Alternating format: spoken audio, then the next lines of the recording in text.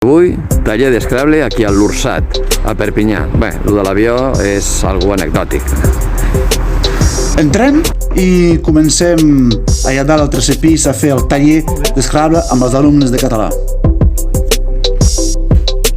Ens comenta Pasqual Tirac, professor de català d'aquest liceu.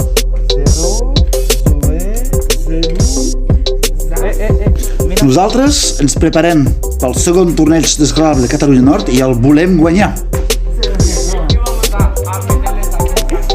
Aquest any Mallol vol prendre-li el regnat a Burquén, campiona del primer campionat que es va fer aquí a Perpinyà.